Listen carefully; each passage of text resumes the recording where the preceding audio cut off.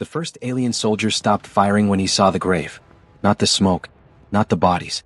Not the broken ridge where the last human defense line had burned for 9 hours under Veer artillery. The grave. It stood alone in the ash, marked by 2 pieces of shattered hull plating pressed into the mud like a cross, though no one aboard the Veer assault carriers knew what that shape meant yet. A strip of blue cloth had been tied around the metal. Beneath it, someone had scratched a name into the plating with the point of a combat knife. Threnval. Private 3rd Caste. Enemy Infantry. Sergeant Cale Othran stared at the letters through the cracked visor of his helmet, and for the first time since the landing, his trigger finger loosened. Behind him, Talon unit advanced through the ruins of Outpost Marrow. Human settlement. Strategic relay station. Population before bombardment, 16,000. Population after the Dominion finished softening the valley, unknown. The Veer did not count civilians. They counted usable ground. Cale had been told humans were war animals with language. That was the briefing. 47 minutes of doctrine projected above the troop bay while his unit waited for descent. Humans did not surrender cleanly. Humans targeted officers. Humans turned farms into kill zones and hospitals into ammunition caches. Humans were to be cleared fast, before their irrational resistance infected operational momentum. So Cale had expected hatred. He had expected traps under the dead. He had expected human corpses wired with charges, human children holding knives, human medics firing from behind stretchers. The Dominion archives were full of warnings about Earthborn irregularity. But he had not expected this. A Veer grave, dug by human hands. Sergeant, Corporal Run hissed over the squad channel. Movement ridge left. Cale raised his rifle by instinct. 3 human silhouettes moved through the smoke beyond the cracked wall of a collapsed command post. Slow. Exposed. Stupidly exposed. Not attacking. Carrying bodies. One human wore battlefield armor so damaged it barely held shape around him. One arm hung useless at his side. His helmet was gone. Blood ran from his scalp into one eye, but he kept walking. Beside him, a human woman dragged a folded stretcher across the mud. Her face was gray with exhaustion. Her rifle was slung behind her back, muzzle down. The third was a medic. Cale knew the symbol from battlefield recognition files. Red mark, white field, medical designation, legally meaningless under Dominion engagement law. The medic was carrying a Veer child soldier. No, not a child. The Dominion did not deploy children. It deployed early-yield cadets when bodies matured enough to hold rifles. The cadet's armor was split across the abdomen. His hands were folded over his chest. Someone had cleaned the blood from his face. Cale's scope found the small rank stamp beneath the jaw plate. Arrival. Same brood line as the name on the grave. Run saw it too. What are they doing? No one answered. The humans reached the grave. The wounded male lowered himself to one knee and nearly collapsed. The woman caught his shoulder before he fell. The medic eased the cadet down beside the fresh mound of soil. Then all 3 humans bowed their heads. Cale waited for the trick. A mine pressure shift. A concealed transmitter. A last-second detonation meant to kill anyone sentimental enough to approach. Nothing happened. Only wind moved through the ash. The human male took something from his belt. A Veer identification tag, bent and blackened at the edge. He pressed it into the mud beside the grave marker, then spoke in a language Cale's helmet translated after a half-second delay. Your brother is here. Cale stopped breathing. Across the channel, Run whispered something forbidden. Not a tactical report. Not a cast oath. A prayer. The human woman lifted a broken Veer helmet from the stretcher and set it at the foot of the grave. Her fingers were shaking. Not with fear. With exhaustion so deep it looked like the body had forgotten how to obey itself. The medic removed his gloves. That was the detail Cale's mind would return to later. Not the grave. Not the names. The gloves.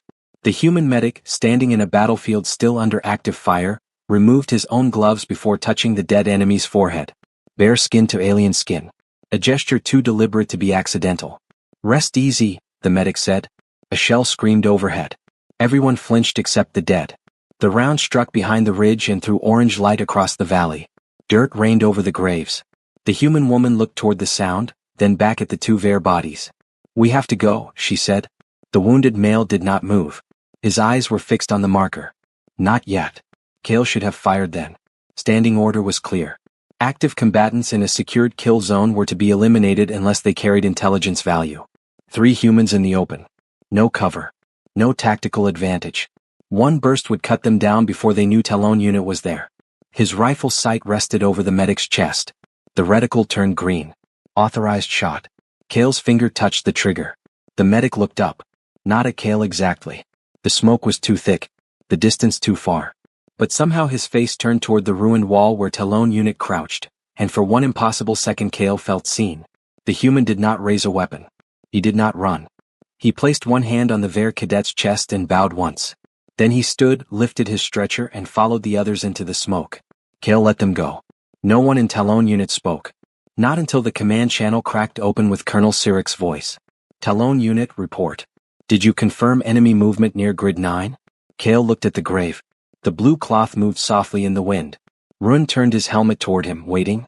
Kale had lied before. Every soldier had. Small lies. Ammunition counts. Patrol delays. Injuries hidden to avoid removal from the line. But this lie felt different before it left his mouth. Negative command, Kale said. Smoke distortion. No confirmed movement. A pause followed. Long enough for punishment to imagine itself. Then Sirik replied, continue sweep. No survivors. The channel closed. Kale stayed still. Beneath the ash, beneath the engine whine, beneath the distant artillery, his suit recorder kept running. Standard battlefield archive. Mandatory. It had captured everything. The grave. The names. The human hand without a glove. And Kale did not delete it.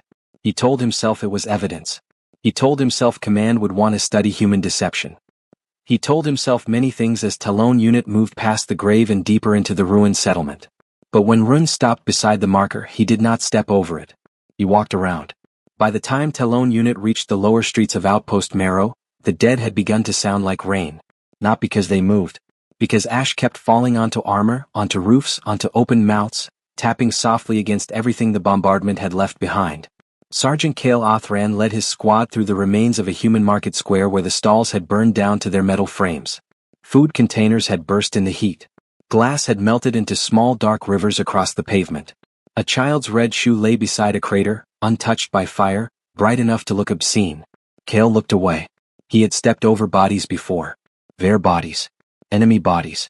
Worker bodies caught under friendly strikes because the firing solution required efficiency. A soldier learned to make the dead part of the ground. But the grave behind him had changed the shape of the battlefield. Now every corpse seemed unfinished. Command says the northern shelters are sealed, Run said beside him. Thermal scans show residual heat inside. Residual? Bodies cooling. Kale did not answer. Above them, Dominion gunships swept the valley, searching for human transmitters. Their searchlights cut through smoke in pale columns. Every few seconds, one column found movement and the ridge flashed white. The humans were still fighting. That part made sense. What did not make sense was the burial detail. 3 human combatants had spent time, strength, and risk on 2 dead Ver soldiers while their own outpost bled around them. They had not taken trophies. They had not mutilated the bodies for retaliation footage. They had cleaned the face of a cadet bred to kill them. No field manual in Kale's memory had a category for that. Sergeant. Run's voice had gone thin. Kale followed his gaze. They had entered what remained of a transit hall. The ceiling had collapsed in the center, leaving a wound open to the smoke-filled sky. Along the far wall, human civilians lay under gray emergency blankets. Not hidden. Not staged. Placed in rows. Beside them were Ver soldiers. Enemy dead and human dead, separated not by species but by condition. Identified. Unidentified. Critical. Beyond saving. A human triage station. Still active. Kale raised one fist. Talon Unit froze. At the center of the hall, 2 human medics worked under a flickering emergency lamp. One of them was the same medic from the ridge. Bareheaded now. Young. Younger than Kale had expected. His hands were red to the wrists, and he was trying to seal the throat wound of a Ver assault trooper. The trooper's mandibles twitched weakly. The medic leaned close. Stay with me, he said. The translator rendered the words with sterile accuracy, but something in the human's voice did not translate. A pressure. A refusal. As if death were not an outcome but an argument he personally intended to win. The Ver trooper clawed at him. The medic did not pull away. A human nurse pressed both hands over the wound and shouted for sealant. Another human dragged a supply case across the floor. No one reached for a weapon. Kale's squad aimed at them anyway. Targets exposed, Corporal Neth whispered. Permission to clear? Kale watched the medic work on the Ver trooper. The trooper wore black collar paint. 2nd Spear Division. The same division that had shelled the Valley hospitals before dawn. The medic had to know. The insignia was visible. The humans had recognition files too. They knew who had burned them. And still the medic's hands fought to keep the enemy alive. "Hold," Cale said. Neth turned. "Sergeant." "Hold." A burst of static cracked through the squad channel as command pushed a new order to all units. All human medical shelters are to be classified as resistance infrastructure. Repeat, medical shelters are resistance infrastructure. No exception. The words entered the hall like poison. Run slowly lowered his rifle an inch. Neth did not. "Sergeant, that is a direct classification." Cale's visor marked the medic's red. "Legal targets." The young human medic looked up again. This time he saw them. His eyes moved across 5 Ver rifles pointed at his chest, then down to the dying Ver trooper beneath his hands. He made no appeal. No plea. No dramatic speech. He simply reached for the sealant tube, slowly, so no one would mistake the movement for a weapon. Cale heard his own pulse inside the helmet. Neth's rifle charged. The sound was small. Enough. The medic placed the sealant against the Ver trooper's throat. Neth fired. Cale moved before thought arrived. His armored hand struck Neth's barrel downward. The shot tore into the floor, spraying molten stone across the triage blankets. Human civilians screamed. One of the medics ducked over a patient. The young medic did not move from the Ver trooper's throat. Silence hit the squad channel. Then Neth spoke carefully. "You interfered with an authorized shot." Cale's rifle came up, not toward the humans. Toward his own corporal. Weapon down. No one breathed. Run stepped between them, both hands open. "Sergeant." "Weapon down," Cale repeated. Neth stared at him through the black glass of his visor. Then, slowly he lowered the rifle. In the hall, the young human medic finished sealing the wound. His hands were shaking now. Not before. Only after. He glanced at Cale. 1 second. No gratitude. No trust. Just a question neither translator could process. "What?" Cale had no answer. He backed Talon unit out of the hall and sealed the entrance code behind them, marking the structure as chemically unstable in the tactical grid. It would keep artillery away for perhaps 6 minutes. Maybe less. Enough for the medics to move. Maybe. Outside, Run caught his arm. "You know what command will do if that recording is reviewed." Cale looked at the sky, where Dominion gunships hunted through smoke over a valley full of graves that should not exist. "Then it should be reviewed by more than command," he said. Run went still. The statement was treason before it finished forming. Cale opened his suit archive and isolated the ridge footage. Then the triage hall. The grave. The cadet. The medic saving a soldier from the division that had murdered his people. Neth's attempted shot. Cale stopping it. His thumb hovered over the transmission key. He could send it to command. He could bury it. He could pretend the world had remained simple.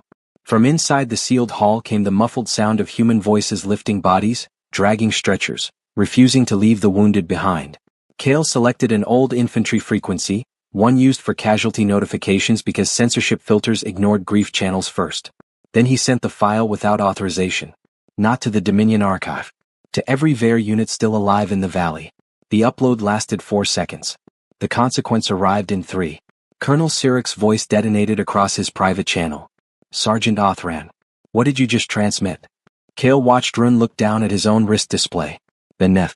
Then every soldier in Talon unit. One by one their helmet feeds began playing the grave. Cale did not answer command. For the first time in his life he wanted them to watch first.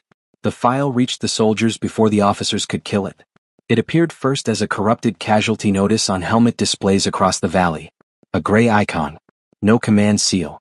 No authorization chain.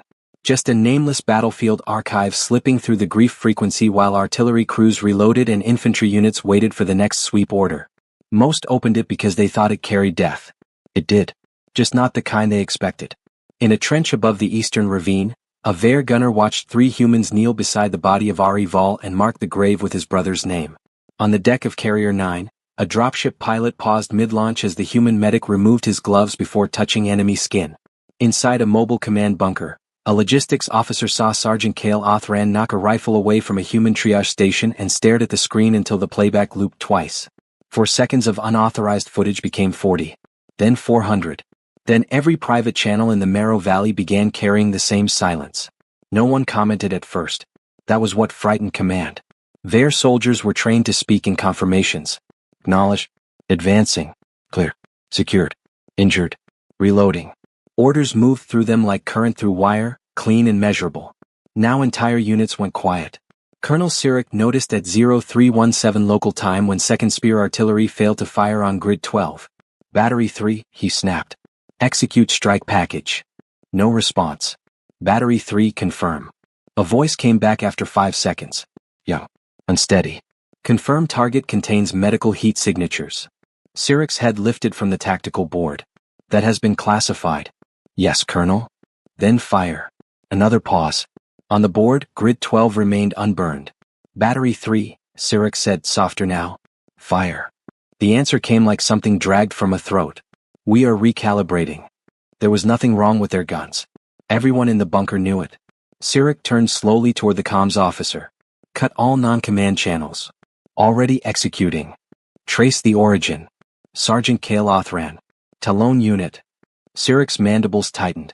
On the main screen, the leaked file continued spreading through units that should have been isolated. Soldiers were copying it manually now, renaming it, compressing it, embedding it inside ammunition reports, ration logs, injury scans. Command censorship caught the first 100. It missed the next 1,000. By dawn, the grave had left the valley. A cruiser medic in orbit sent it to her brood sister on the refueling moon of Kareth. The sister sent it to a training barracks. A cadet sent it to his mother. His mother, a factory ration clerk who had never seen a human except in propaganda stills, watched the medic save the VAR trooper 3 times before forwarding it to every worker in her line. Not with a message. Only the file. That made it worse. No slogan could be punished. No argument could be disproven. Just image. Just proof. A human hand without a glove on the forehead of a dead enemy boy. Within 12 hours, the first refusal occurred outside the Marrow Valley. A VAR patrol on the mining world Havoc cornered 6 human prisoners inside a collapsed door lift. The prisoners were armed. Wounded. Dangerous. Standard procedure required execution after extraction. The patrol leader ordered the prisoners out. One human came first, carrying a VAR helmet under his arm. Not his own. A VAR helmet. Inside it were 3 identification tags. The patrol leader looked at them. The human said, "We found these near the lower tunnel. Didn't want them lost." The patrol leader's rifle stayed raised. His squad waited. The command drone hovering above them recorded everything. Then the patrol leader lowered his weapon and said, "Bind their wounds first." By the next rotation, 7 officers had filed discipline charges against subordinates for hesitation in combat zones. By the rotation after that, 42 charges disappeared from the system. Not deleted by rebels. Delayed by clerks. 1,000 tiny pauses began opening inside the Dominion. A gate guard took too long checking a prisoner convoy. An artillery loader miscounted shells. A communications aide routed a surrender request through legal review instead of flagging it as deception. A squad medic treated a human before reporting the contact. Nothing dramatic. Nothing command could crush with one public execution. The Empire did not crack like glass. It softened like metal heated from within. And every officer felt it. In the capital, the High Marshal convened an emergency session beneath the black banners of the Dominion War Hall.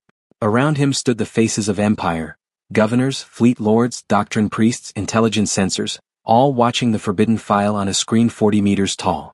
No one spoke during the grave. No one moved when the human medic saved the VAR trooper. But when Sergeant Kale struck down Corporal Neth's rifle, the High Marshal paused the image. "There," he said. The screen froze on the moment Kale's hand hit the barrel.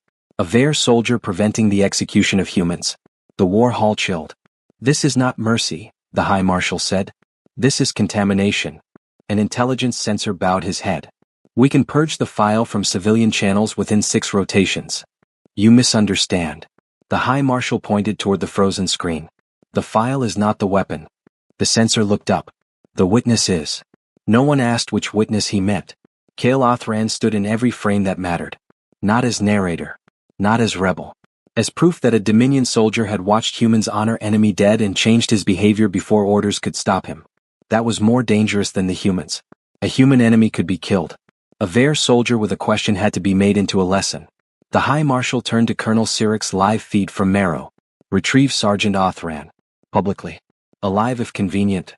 Sirik bowed. "And the human medics?"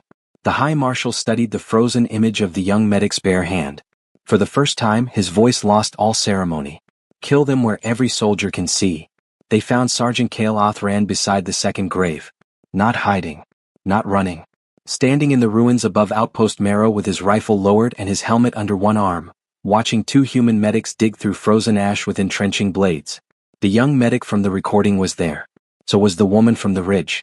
So were 27 VER soldiers from 3 separate units, all positioned in a loose perimeter around the burial line as if they had arrived by accident and forgotten how to leave. Colonel Sirik saw them through the gunship's targeting glass and said nothing for a full 10 seconds. That silence frightened the pilot more than shouting would have. Below, the humans worked without looking up. They had found another cluster of dead beneath a collapsed transport bridge. Human civilians. VER infantry. A Dominion field officer still wearing command silver across his chest. No one separated them by species. No one dragged the enemy bodies aside. The woman placed tags into small piles. Identified. Unidentified. Personal effects. The young medic wrapped each body in whatever cloth could still hold together. Kale stood near him, motionless. Sirik opened a broadcast channel to every VER soldier in the valley. All helmets received it. All gunships. All artillery crews. All carriers in low orbit. Sergeant Kale Othran, Sirik said.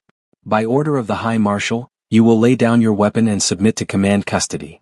Kale looked up at the gunship. He did not reach for his rifle. The soldiers around him did. Not fully. Not openly. Just small movements. Barrels lowering away from humans. Bodies shifting between the medics and the sky. Sirik saw every inch of it. Any soldier obstructing this arrest will be classified as mutinous. The young medic stopped digging. The blade rested in the ash. The woman beside him whispered something Kale could not hear. Kale raised one hand, palm outward. Not to Sirik. To the VER soldiers around him. Do not.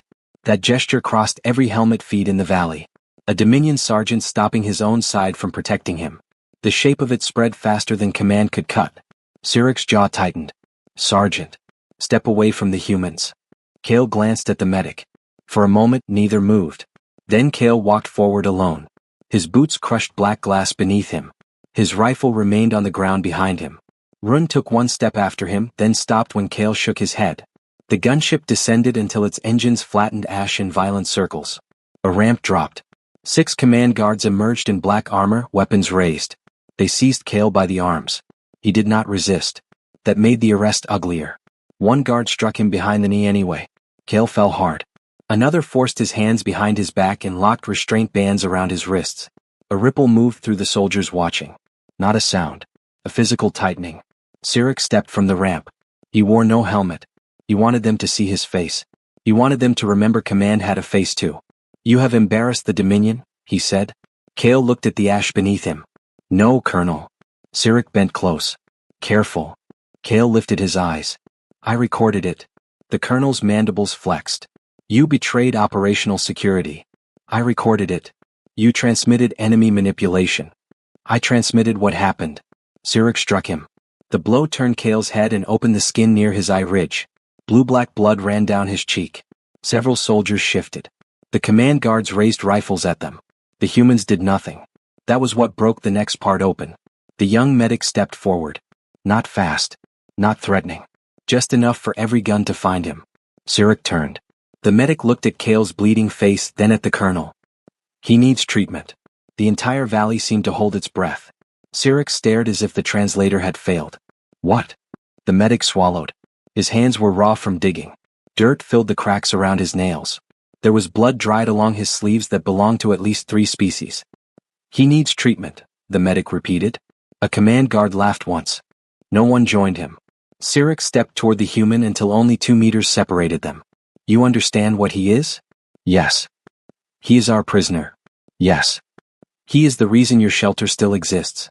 The medic's eyes flicked once to Kale, then back. I know. Sirik leaned closer. And you would treat him? The medic looked past him, toward the burial line where human and VER dead waited under torn blankets. We treat the living first. The sentence entered the broadcast cleanly. No distortion. No heroic music. No raised voice. Just a battlefield rule spoken by a man who had spent the night burying enemies. Inside Battery 3, a loader sat down on an ammunition crate and covered his face. On Carrier 9, the dropship pilot removed his hand from the launch control. In the Capitol War Hall, the High Marshal watched the live feed and understood the danger 1 second before it became irreversible. Sirik understood it too. His sidearm came out. He aimed at the medic's chest. Then treat this. Kale moved. Bound wrists. Broken stance. Blood in one eye. He still threw himself sideways into Sirik's arm before the shot fired. The blast missed the medic by less than a handspan and struck the grave marker behind him. Metal shattered. The blue cloth burned. For 1 second no one moved. Then the burial line changed. 27 Wehr rifles rose. Not toward the humans. Toward Colonel Sirik. The command guards froze. Sirik stood with his sidearm still extended, staring at his own soldiers through drifting ash. Run spoke first. His voice trembled, but it carried over the open channel. Colonel, lower your weapon. Sirik slowly turned his head. You will be executed. Run's rifle did not lower. Yes, he said. That one word crossed the valley like a door opening. Another soldier raised his rifle. Then another. Then a gunship pilot switched off targeting assist. Then Battery 3 locked its artillery breech and dumped the firing code. The High Marshal began shouting orders no one wanted to receive. In the ash below, the human medic did not run. He stepped past the rifles, knelt beside Kale, and pressed both hands over the wound on his face. Kale looked at him through one good eye. Why? Kale whispered. The medic tightened the bandage. Because you're still breathing. Above them, the Dominion's First Army forgot how to obey. The first mutiny did not sound like rebellion. It sounded like weapons being lowered. 1 rifle. Then 27. Then an entire valley of firing lines hesitating at the same impossible edge, each soldier waiting for someone else to make obedience feel safe again. No one did. Colonel Sirik stood in the ash with 27 barrels trained on his chest and slowly understood that command authority had a range. It ended where a soldier could see the wound. Arrest them, he ordered. The command guards did not move. Sirik turned toward them. I said arrest them. One guard glanced at the human medic kneeling beside Kale. The medic had not stopped working. He pressed gauze into the split above Kale's eye, wrapped the bandage under the jawline, and held pressure with the calm focus of someone treating a body, not a political event. The guard's rifle dipped. Only slightly. Enough. Sirik saw it. So did every soldier watching through the live feed. High Marshal Vorek cut the Valley broadcast from the capital, but by then local relays had already copied the signal into emergency channels. Gunship optics. Suit archives. Artillery telemetry. Casualty drones. Every system designed to preserve battlefield accountability had become a witness. The Dominion could censor words. It could not unmake what its own machines had seen. Execute blackout protocol, Vorek said. The war hall erupted into motion. Sensors severed civilian grids. Military governors locked public networks. Doctrine priests issued emergency declarations calling the human burial footage a psychological weapon, a grief trap, a manufactured enemy ritual designed to weaken caste discipline. For 6 minutes it worked. Then the civilian networks came back online from somewhere inside the worker districts. Not all at once. Street by street. Factory by factory. A ration clerk on Kareth reposted the grave file beneath her son's training record. A dock technician embedded the medic's words inside a shipping manifest. A school archivist copied the image of Ari Val's cleaned face into a memorial database normally reserved for officer bloodlines. By midday, the Empire was no longer arguing about whether the footage was real. It was arguing about why Command wanted it unseen. That question spread faster than the file. On Havoc, a firing squad refused to execute 12 captured humans after one of them recited the names of their dead recovered from a tunnel collapse. On their station, workers painted 2 pieces of crossed hull plating on a loading bay wall and left identification tags beneath it. On the carrier Indomitable Spear, a maintenance crew found the body of a human prisoner who had died under interrogation. Beside him, a young Wehr medic placed a cloth over his face before the officer in charge could stop her. The officer slapped her. 6 crewmen stepped between them. No one said rebellion. They said procedure. They said contamination control. They said casualty respect prevented disease. They lied badly. Everyone understood anyway. In the war hall, Vorek watched maps turn amber as units across 3 fronts reported delays, misfires, medical reassessments, prisoner transfer errors, burial requests, and communication faults. None of it looked like treason alone. Together, it looked like an empire discovering shame. Deploy purity cohorts, Vorek said. The chamber went still. Even Colonel Sirik, watching from Marrow through a secured feed, lowered his gaze. The purity cohorts did not fight enemies. They corrected citizens. They were raised without brood names, without family records, without songs, without memory archives older than Command.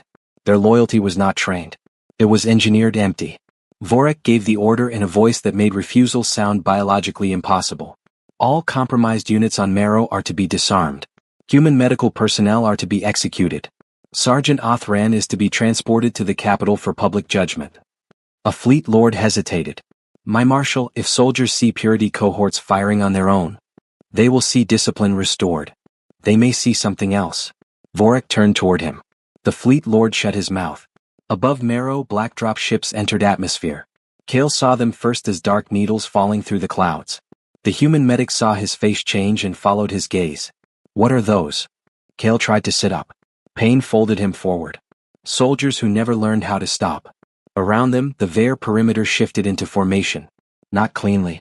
Not like a trained defense line. Like ashamed men and women trying to decide whether they were already dead. Run knelt and cut the restraints from Kale's wrists. Kale stared at him. That makes it official. Run gave a small broken laugh. I think the colonel aiming at a medic helped. The young human woman from the burial line stepped toward Kale. Her name patch was cracked, but the translator caught it when she spoke. Lieutenant Mara Ellison. You have civilians in the lower shelters? She asked. Kale blinked. Our civilians? Yours. Ours. Anyone breathing? Run answered before Kale could. South transit tunnels. Maybe 200 Vare wounded. 40 human prisoners. Some children from the worker crews. Mara looked toward the falling black ships. Then we move them. Sirik, still under guard beside the gunship ramp, laughed through his mandibles. You think this changes the war? No one answered him. He looked at the humans, at the Vare soldiers now forming around them, at Kale standing with fresh human bandages across his face. You think one grave kills an empire? Kale looked back at the burial line. The shattered marker. The burned blue cloth. The human medic had picked up the broken pieces and laid them gently beside the mound, as if even ruined things deserved placement. No, Kale said. His voice was quiet enough that the nearest helmet had to sharpen it for broadcast. One grave shows who was already dead. Sirik stopped laughing. The first Purity ship landed beyond the ridge. Its doors opened before the dust settled. Black-armored soldiers stepped out in perfect silence, rifles raised toward humans, Vare, wounded, medics, graves, all of it grouped into one target category. Kale picked up his rifle. For the first time since the invasion began, he aimed it at the Dominion. Behind him, 27 Vare soldiers did the same. Beside him, Mara lifted a human sidearm from the ash and checked the chamber. The young medic stayed kneeling a second longer beside the grave, pressing the burned strip of blue cloth under the broken marker so the wind would not take it. Then he stood. Across the valley, the Purity commander opened a loudspeaker channel. Contaminated units. Kneel. No one knelt. The Purity cohorts advanced without footsteps. Their armor absorbed sound. Their visors showed no cast marks, no broodline colors. They moved through the ash as if the battlefield had produced them, rifles held level, targeting beams crossing over graves and wounded alike.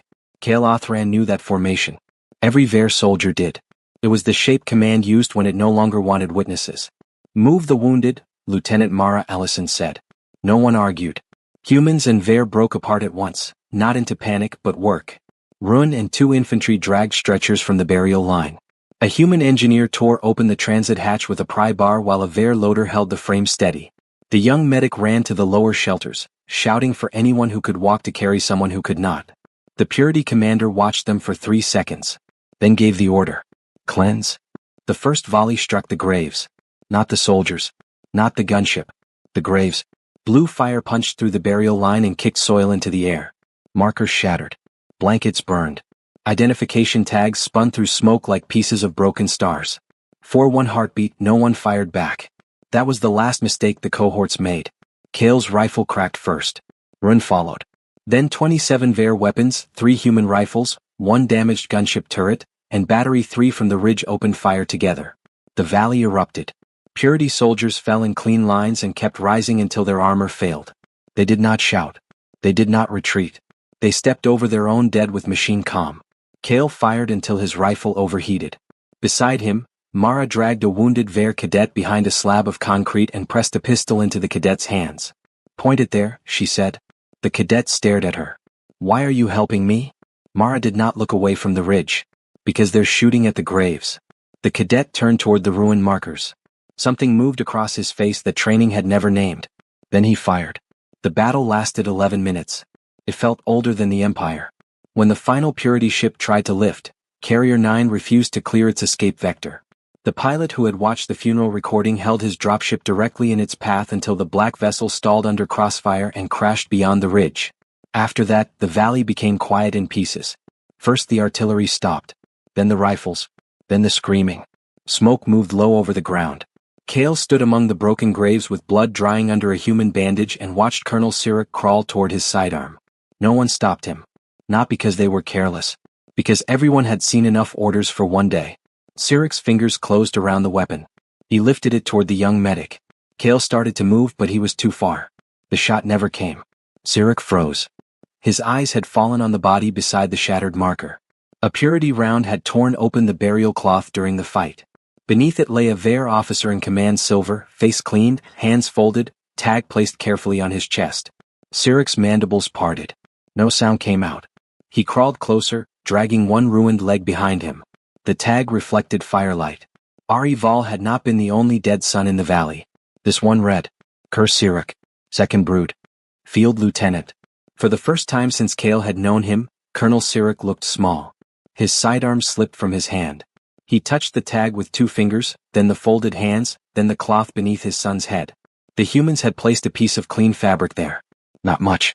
Just enough so the dead would not rest with his face in ash. Sirik tried to speak. Failed. Tried again. Who? The young medic stood across from him, exhausted, burned, barely upright. I don't know his name. When we found him, he said. The tag was under the armor. We were going to mark it properly. Sirik stared at him. You knew he was command. Yes. You knew what command ordered. Yes. And still? The medic's voice was almost gone. He was someone's son. No broadcast carried the sentence now. No propaganda screen enlarged it. Only the survivors heard it. That made it heavier. Sirik bowed over the body as if something inside his spine had been cut. His shoulders shook once. Then again. A colonel of the Dominion, kneeling in enemy ash, unable to order the universe back into its old shape. Around him, Vare soldiers lowered their rifles. Not in surrender. In witness. Kale looked at the humans, then really looked at them. Their armor was broken. Their outpost was gone. Their dead waited in rows beside his. They had every reason to hate cleanly, efficiently, forever. Instead, they had spent their last strength making sure their enemies were not left nameless in the mud. Kale understood why the Empire had begun to fail. It had taught its soldiers that mercy was weakness because it could not survive being compared to it. By nightfall, Marrow stopped being a battlefield. It became a message. Not one command could censor. Not one fleet could bury. The recording that left the valley showed no human victory parade, no speech, no banner raised over conquered ground. It showed Vare soldiers and human survivors rebuilding the graves together. It showed Colonel Sirik placing his own command blade into the soil beside his son. It showed the young medic removing his gloves again beside him. 3 days later, the First Dominion fleet refused to bombard a human city. 7 days later, prisoner executions stopped across 5 fronts. Within a month, entire armies began carrying burial cloth in their packs. The Empire did not surrender all at once. It stopped being able to explain why the war still deserved obedience. On the last morning of the Marrow campaign, Kale found the medic beside the repaired grave marker, tying a fresh blue strip of cloth where the burned one had been. The medic's hands were trembling. Kale stood beside him without speaking. Across the valley, humans and Vare moved among the dead with shovels, tags, and silence. Sirik remained on his knees beside his son. No chains held him. None were needed. Kale looked at the grave, then at the ruined sky. For years, the Dominion had told him humans won because they hated harder. But standing there, among enemies buried with care, he finally saw the wound their empire had never survived. Humans did not make war sacred. They made the dead impossible to use. The wind moved through the markers. This time no one stepped over them.